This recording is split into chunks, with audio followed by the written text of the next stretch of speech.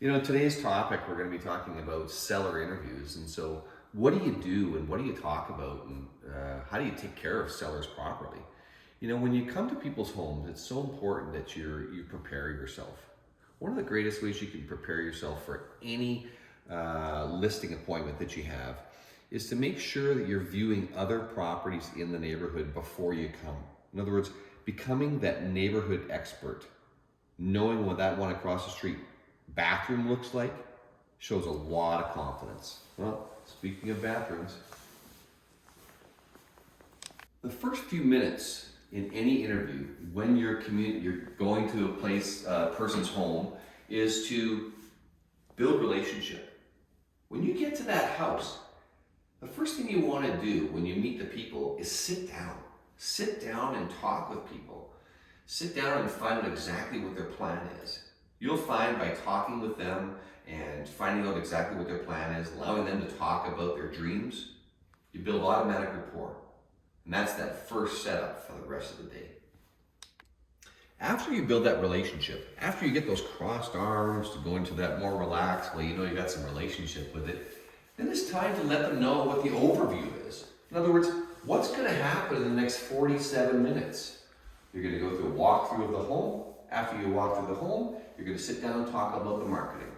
After you go through the marketing, you're going to get into price.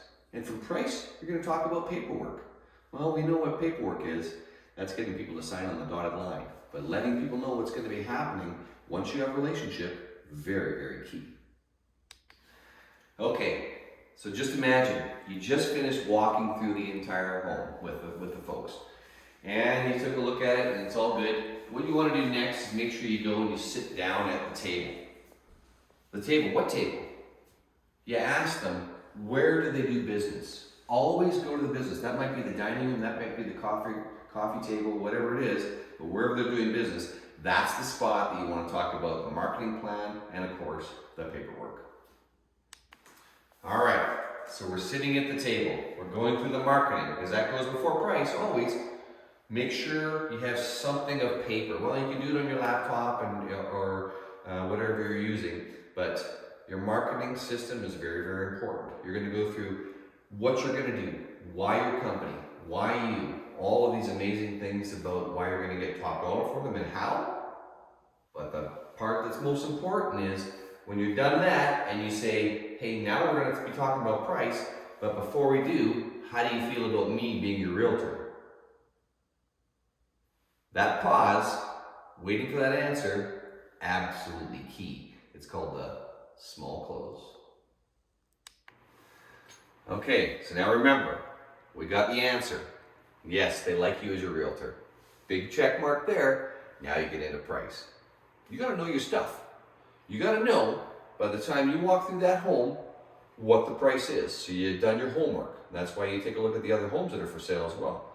So when it comes to price, active, sold, expired, about 15 properties to compare is the right number. More than that's confusing. Less than that isn't enough to make a decision. You're going to come up with a price range. Mr. Seller, your home is between this price and this price, but at the end of the day, Mr. Seller, whatever price you decide is okay with me. By doing that, you take away the largest objection.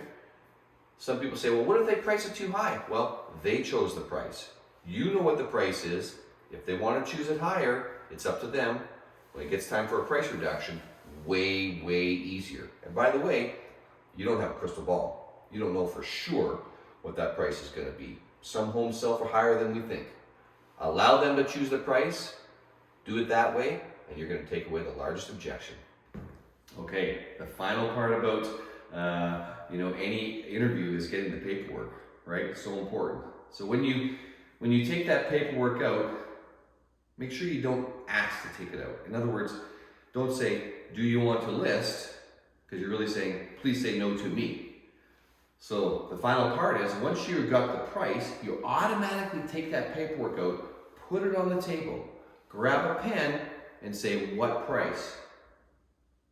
Because that delay, so important, is so key. People will generally either have an objection or talk about price. When you have the price, you know that you've got the listing.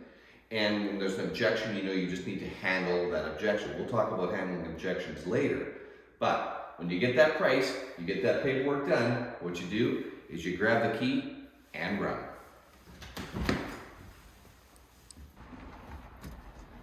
Well, of course we really didn't mean run. What that really means is sellers need closure. Man, we are always taking care of our clients. We're doing the best we can for people. And you got to have that moral compass, you know, depending how strong you are of a closer, we're always making sure that we're doing the best thing. But when I say grab the key and run, what it means is when you're done, move on. Move on. Give people closure so they can move on and you can get this listed properly and, of course, sold.